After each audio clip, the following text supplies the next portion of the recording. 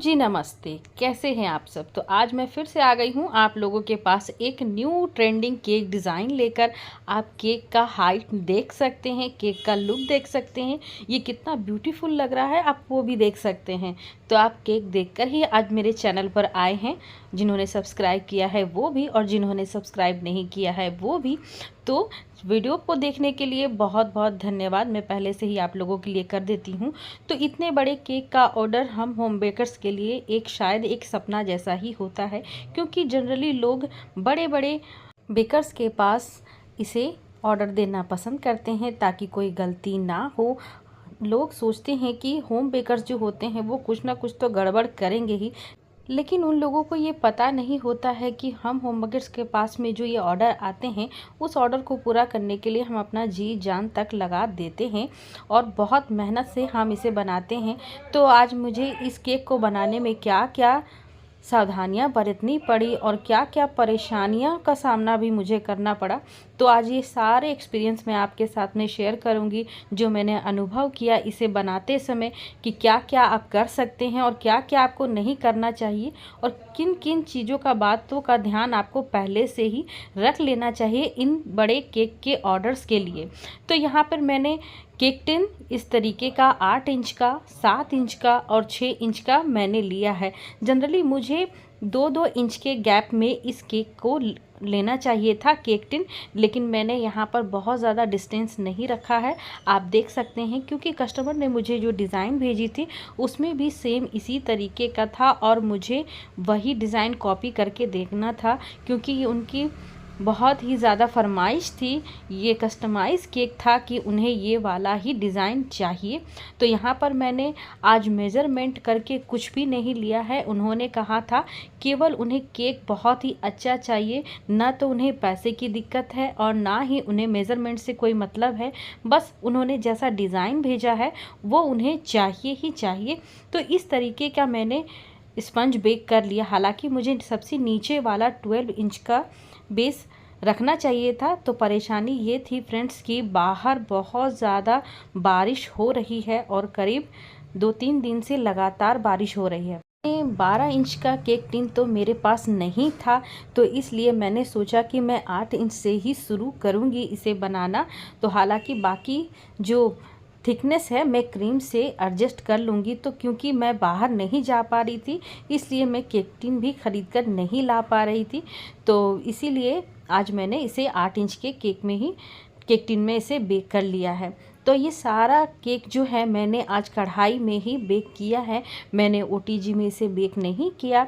आप जानते हैं कि मैं हमेशा से आपको बताती हूँ कि कढ़ाई में भी बहुत अच्छे बेक हो जाते हैं, और कढ़ाई में ना फ्रेंड्स मुझे बेक करना बहुत ही ज़्यादा पसंद है, क्योंकि मैंने जब केक बनाना सीखा था तो मैं उसी में बेक करने के लिए स्टार्टिंग की थी। और हालांकि मेरे पास में अभी 45 लीटर का ओटीजी है, लेकिन वो मुझे बहुत ही अब वेस्टेज लगता है, क्योंकि जनरली मैं हड़बड़ी के चक्कर में जल्दी से गैस पर ही कढ़ाई में बेक कर लेती हूँ, क्योंकि हम होम बेकर्स के पास ½ kg, 2 kg, 2.5 kg बस इतने तक का ही केक आता है। तो ये आज हमारा केक कम से कम 4 से 4.5 kg का बना था। तो ये देखिए मैं क्रीम भी बना ली थी, क्रीम भी मुझे कम से कम यहाँ पर 2 पैकेट आज लग गए थे क्रीम बीट करने में। तो मैंने 2 पैकेट्स आज इस केक को बनाने में, पूरा 2 पैकेट मैंने आज इसमें यूज़ किया है। और मैंने करीब 1.5 kg प्रीमिक्स यहाँ पर यूज़ किया है। तो मैं आज आपको अंदाजे से ही बता रही हूँ, 250 ml के कप से मैंने 2 प्रीमिक्स ले करके 2 कप ले करके मैंने तो आज इस स्पंज को बेक किया है, लेकिन केक टिन खाली अलग अलग है। तो आप इस देख सकते हैं कि मैंने इस तरीके से बेक किया और सारे स्पंज को मैंने 3 लेयर्स में इस तरीके से धागे से कट कर लिया, कि जैसा कि मैं हमेशा करती हूँ।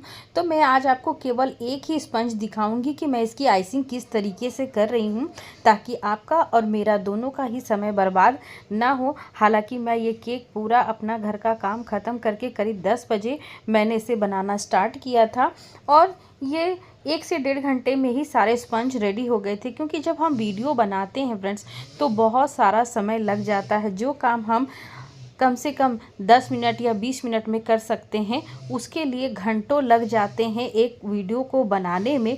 तो आज मैं फ्री होके काम करना चाह रही थी। आज मैं वीडियो से ज़्यादा केक पर ध्यान दे रही थी, क्योंकि मेरे केक की वजह से किसी का सेलिब्रेशन ख़राब नहीं होना चाहिए था। आज ये केक किसी होटल में जाने वाला था। आज ये किसी का 1 ईयर का बर्थडे केक था। तो पहला बर्थडे सबके लिए बहुत ही इम्पॉर्टेंट होता है। तो मैं इस बात को बहुत अच्छे तरीके से जानती हूँ, क्योंकि मेरे भी 2 बच्चे हैं। अगर आप मेरे चैनल को पहले से ही सब्सक्राइब करके रखे हैं तो आपको पता होगा कि मैं केक की आइसिंग किस तरीके से करती हूँ। यहाँ पर मैंने 3 लेयर्स में सारे केक को कट कर लिया, और शुगर सिरप मैंने यहाँ यूज़ नहीं किया है। या मैंने यहाँ पर पाइनएप्पल क्रश को ही पानी में डालकर डाइल्यूट कर मैं उसी से सोकिंग कर रही हूँ, और इस तरीके से इसकी आइसिंग कर रही हूँ। तो आज मैं अभी 10 बजे के करीब इन सारे केक्स को फ्रॉस्टिंग करके मैं अच्छे से सेट होने के लिए रख दूँगी, क्योंकि आज इसे टाइम लेकर के इतनी रात में बनाने का कारण ही यही है कि जब सुबह मैं इस केक की डेकोरेशन करूं, क्योंकि डेकोरेशन करने में भी बहुत ज़्यादा समय जाता है। आपको केक बनाने से ज़्यादा केक डेकोरेशन में समय जाता है, तो वो टाइम मुझे मिल पाए, क्योंकि अपने घर का भी कुछ काम होता है। तो सारा काम करके ही हम ये सब काम कर सकते हैं। तो इसीलिए मैंने इसकी फ्रॉस्टिंग कर दी थी। और इसका एक रीज़न सबसे मेन इम्पॉर्टेंट ये है कि अगर आप फ्रॉस्टिंग कर करके इस तरीके से आप इसे फ्रिज में रख देते हैं, तो फ्रिज में ये बहुत अच्छे से सेट हो जाने चाहिए।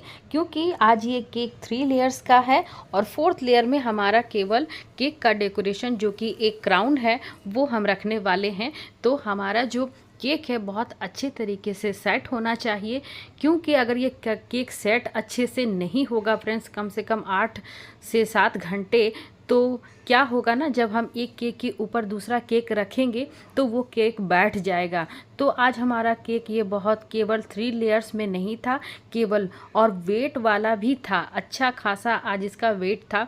तो आज मैं भी डर रही थी कि आज हम इस केक के अंदर जो डावल्स डालेंगे, तो पता नहीं आज केक ये डावल्स भी संभाल पाएंगे या नहीं पाएंगे, क्योंकि बरसात की वजह से मैं बाज़ार नहीं जा पा रही थी, और जहां मैं जा रही थी वहां मुझे बड़े वाले डावल्स बिल्कुल भी नहीं मिल रहे थे। तो इसीलिए आज मुझे छोटे वाले डावल्स से ही आज इसे सेट करना था, और इसे आज के आज ही देना था, और मेरे पास समय भी नहीं था। देख सकते हैं मैं केक की फ्रॉस्टिंग किस तरीके से कर रही हूँ, क्योंकि आज हमारे केक में हमारा जो काम है वही बढ़ चढ़ कर बोलने वाला है, जो कि है हमारी फिनिशिंग, कि हम कितना केक बनाते हैं और हमारे हाथ में कितना प्रैक्टिस है। आज सारे एग्ज़ाम एक साथ हो जाने थे मेरे, तो इसीलिए आज मैं बता रही हूँ कि आज डर तो कुछ मुझे भी लग ही रहा था फ्रेंड्स, क्योंकि इस तरीके का मैंने ऑर्डर कभी नहीं लिया था। हाँ, मैंने 2-3 लेयर्स के ऑर्डर लिए हैं, लेकिन इतने वेट में मैंने नहीं लिए हैं, इसलिए मैं डर रही थी। और कुछ मेरे पास में सामान भी नहीं मिल रहा था, और सामान लाने के लिए मैं बता रही हूँ कि बारिश हो रही थी और मैं बाज़ार नहीं जा पा रही थी। तो आप देख सकते हैं कि किस तरीके की फ्रॉस्टिंग हो रही कि क्या क्या मुश्किलें आ सकती हैं, कि जो मैंने फ़ेस किया आप भी वो फेस बिल्कुल भी ना करें, क्योंकि आपको भी शायद परेशानी आ सकती है। हम सोचते हैं कि अरे कल कर लेंगे, कल कर लेंगे, कल ये सामान ले आएंगे, लेकिन कल पता चलता है कि बहुत ज़ोरों की बारिश हो रही है और सारे दुकान बंद हैं। तब आप क्या करेंगे? इसलिए अगर आपको इस तरीके का कोई ऑर्डर मिलता है तो आप कुछ तैयारियां पहले से ही करके रखें, तो आपको परेशानी नहीं होगी। तो फ्रेंड्स, यहाँ पर मैं सारे केक को वेट कर रही थी एक एक करके। तो तीनों मिलाकर मैंने आपको बताया था कि 4 साढ़े 4 तक का ये केक बना था। हालांकि मैंने ये जो कि बोर्ड रखा है, मैंने जो बेस लिया है वो प्लाई का है, और 14x14 का ही ये मैंने प्लाई से कटवा कर बनवाया था, क्योंकि इतने बड़ा केक का ड्रम बोर्ड नहीं मिल रहा था। हालांकि इतने बड़े केक के लिए ड्रम बोर्ड्स आते हैं, वो बहुत ही मोटे और मजबूत भी होते हैं, लेकिन वो मुझे नहीं मिल रहा था। तो मैंने ये जुगाड़ लगाया, और उसके ऊपर मैंने ब्लू कलर का एक पेपर भी लगाया है, क्योंकि डिज़ाइन में उसी तरीके का कलर था। अब जो आप दूसरा केक देख रहे हैं ब्लू कलर का, तो उसमें मैंने जनरली कुछ नहीं किया है, बाकी केक्स की तरह उसे फ्रॉस्टिंग कर लिया था। और फ्रॉस्टिंग करके मैंने पफ कलर्स जो आते हैं आप उसे फुसफुस कलर भी बोल सकते हैं जनरली।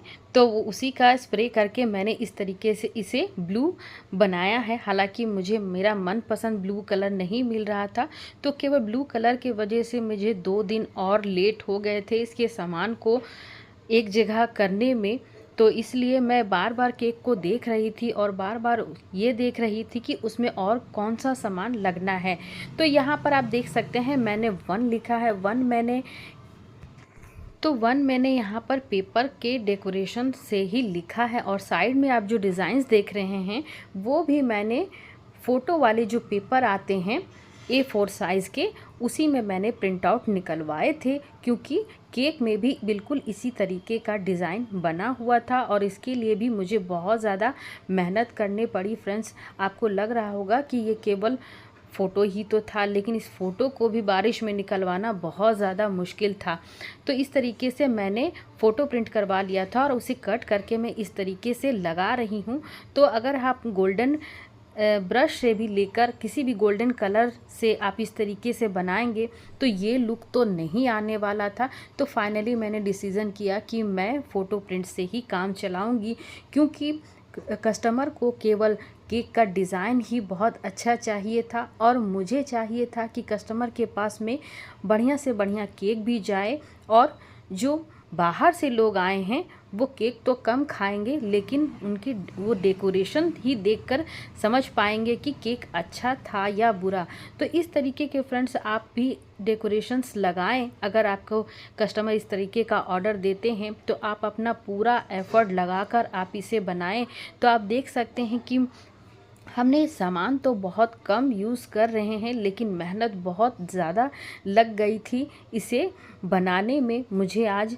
तो आप देख सकते हैं, तो हमारे नीचे का बेस अभी तक रेडी हो चुका है और मैं यहाँ पर कुछ ये एडिबल पर्स हैं जो मैं लगा रही हूँ। गोल्डन कलर के हैं, आप इन्हें खा भी सकते हैं। मैंने हालांकि डिज़ाइन में एडिबल नहीं लगे हुए थे, लेकिन मुझे डर था कि कहीं बच्चे इसे अगर खा लेंगे तो कहीं कोई दुर्घटना ना हो जाए। तो पैसे आपको थोड़े कम मिले फ्रेंड्स तो चलेगा, लेकिन केक आप बहुत अच्छा बनाकर अपनी तरफ से आपको देना चाहिए। हालांकि लुक वाइज दोनों एक जैसे ही लगते हैं, लेकिन हालांकि यही ज़्यादा आपको महंगा एडेबल पड़ता है। बाकी बाज़ार वाले तो सस्ते मिल जाते हैं और वो केक में कुछ कलर भी छोड़ देते हैं क्रीम की वजह से, तो मुझे लगाना बिल्कुल भी पसंद नहीं है। मुझे पसंद है कि अगर हम कस्टमर को कोई चीज़ दे रहे हैं और मतलब फाइनली कुछ खाने के लिए दे रहे हैं तो वो बहुत अच्छा होना चाहिए, क्योंकि अगर कोई दूसरी चीज़ हो तो लोग मैनेज कर लेते हैं, लेकिन ये खाने की चीज़ है, लोग इसे टेस्ट करते हैं, आपकी तारीफ़ करते हैं, तो इसमें आपको कोई मैनेज नहीं करना चाहिए। तो इस तरीके से मैं केक में डावल्स लगा रही हूँ। आप देख सकते हैं आज मेरे पास में, मैंने बताया आपको कि मेरे पास में आज बड़े डावल्स नहीं हैं, मैं छोटे डावल से ही इसे किस तरीके से सेट करूँगी। और आज मैंने ये केक कम से कम 4 घंटे पहले से ही इसे सेट करके एक के ऊपर एक रख दिया था, लेकिन मैं चाह रही थी कि जो भी हो आज मेरे घर पे ही जो इसे होना हो जाए, क्योंकि ये मेन जगह पर जा कर के इसके क्यों गड़बड़ी नहीं होनी चाहिए थी, क्योंकि मैं भी देखना चाहती थी कि हालांकि वो लुक आ रहा है या नहीं जो हमें कस्टमर ने दिया था। तो इस तरीके से मैंने आज आप केक को रेडी किया। आप देख सकते हैं डाउल्स तो मैंने लगा दिया था थर्ड केक और इसके ऊपर अब बारी थी रखने की, तो मेरी जो धड़कन थी और भी तेज हो चली थी इस समय कि कहीं आप थोड़ी सी भी गलती हुई तो सारे फिनिशिंग का कराया धरा का धरा रह जाएगा। तो इस तरीके से मैं सेंटर में 2-3 मैंने फुल यहाँ पर डाउल्स डाल दिए थे, ताकि जो नीचे और सेकेंड लेयर वाला केक है वो बहुत अच्छे से सेट हो जाए। आज इस केक का डेकोरेशन किस तरीके से कर रही हूँ, तो आप भी इसी तरीके से बनाएं और अपनी मेहनत इसमें लगाएं। इस तरीके के केक में आप पहले केक को देखें कि उसमें क्या क्या उस केक की डिमांड है, तो उसी तरीके से अगर आप काम करेंगे तो आपके कस्टमर्स को भी केक पसंद आएंगे और वो अगली बार भी ऑर्डर देंगे और उसके पीछे पीछे और भी लोग आपको केक के। तो अब हमने बहुत ही ज़्यादा मेहनत करते हुए इस 3rd लेयर वाले केक को भी इस तरीके से रख दिया। तो आप सोच भी नहीं सकते हैं कि इस समय में मेरी और मेरे बेटे की क्या हालत हो गई थी। तो बेटा तो सोच रहा था अगर कुछ गलती हुई तो मम्मा मुझे ही डांटेगी। तो इस तरीके से आज मैंने बहुत ही फाइनली बहुत अच्छे से केक हमारा तीनों लेयर्स बहुत अच्छे से सेट हो गए थे। अब बाकी रह गया था केवल ऊपर के लेयर्स में पल्स लगाना। तो उसके लिए मेरा बेटा जी जान से मेहनत कर रहा था, क्योंकि उसको इस तरीके का काम बहुत अच्छा ही लगता है। और जानते हैं कि आप बच्चों को इस तरीके का काम दिया जाए तो बहुत ही आपको हेल्प भी करते हैं और उन्हें बहुत अच्छा भी लगता है। आप उन्हें कुछ इस तरीक़ा का काम भी दे देते हैं तो आपको वो परेशान भी नहीं करते हैं। तो इस तरीके से मैं केक को सेट करने के लिए कम से कम 2 या 3 डॉल्स इस तरीके से लगा रही थी और फाइनली क्राउन रख के हमारा केक हो गया है रेडी। तो वीडियो कैसी लगी फ्रेंड्स?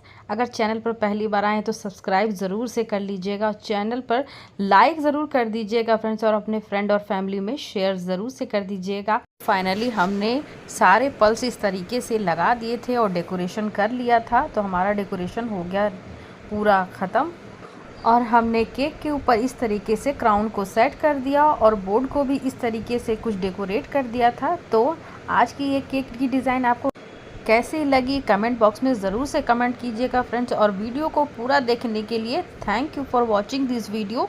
तो अगली वीडियो आपको किस तरीके की चाहिए कमेंट बॉक्स में ज़रूर से कमेंट कीजिएगा और चैनल को लाइक से ज़रूर कर दीजिएगा फ्रेंड्स। तो तब तक के लिए बाय बाय।